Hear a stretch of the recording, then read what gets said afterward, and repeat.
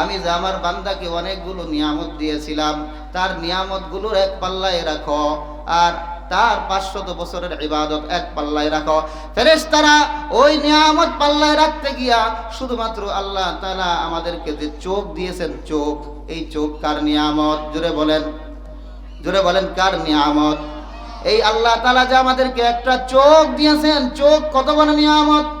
আল্লাহ রাব্বুল আলামিন বলেন, আলাম নাজআল্লাহু আইনাইন, ও দুনিয়ার মানুষ, আমি কি তোমাদেরকে দুইটা চোখ দেই নাই? চোখ এত বড় নিয়ামত, যার চোখ নাই অন্ধ, তারে গিয়া জিজ্ঞাসা করেন তোমার কাছে কেমন লাগে, সে বলবে দুনিয়ার কোন নাজ নিয়ামত আমি দেখতে পাই না, আমি আমার সন্তানটাকে পর্যন্ত দেখতে পারি না, আমি আমার ঘরটা কেমন এটাও দেখতে পারি না, আমি কোনো পরিবেশের কোনো জিনিস, এই যত তরুলতা গাছপালা দুনিয়াটা দেখতে কত সুন্দর আমি দেখতে পাই না। এই চোখের মাধ্যমে আমরা সব কিছু দেখতে পাই। আল্লাহ রাব্বুল আলামিন চোখটা কত বড় নিয়ামত দান করছেন। চোখের সামনে আল্লাহ তাআলা চোখের পাতা দিয়েছেন, চোখের পাতার মধ্যে আবার পাপড়িও দিয়েছেন।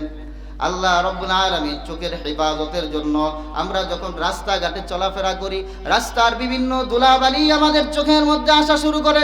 যখনই আসতে চায়, কোনো ধরনের বাতাস, যখন বিশেষভাবে ঝড় তুফানের সময় যখন বাতাস এসে চোখের মধ্যে ময়লা ঢুকিয়ে দিতে চায়, তখন গিয়া সাথে সাথে চোখের পাপড়িটা বন্ধ হয়ে যায়, ওই জায়গার মধ্যে আর কোনো ময়লা ঢুকতে পারে না। জোরে বলুন সুবহানাল্লাহ।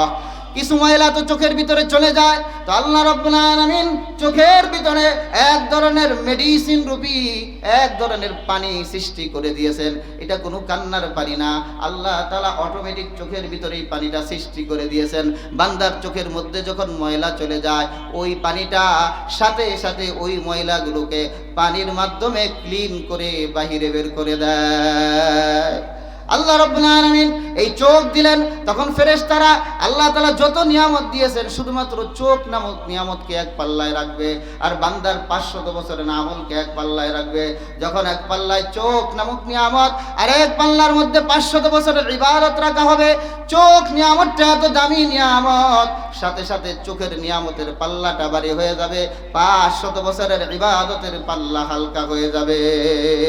তখন আল্লাহ রাব্বুল আলামিন ওই বান্দাকে ডাক দিয়া বললেন, ও বান্দা, তুমি তোমার ইবাদত দ্বারা জান্নাতে যাইতে চাও?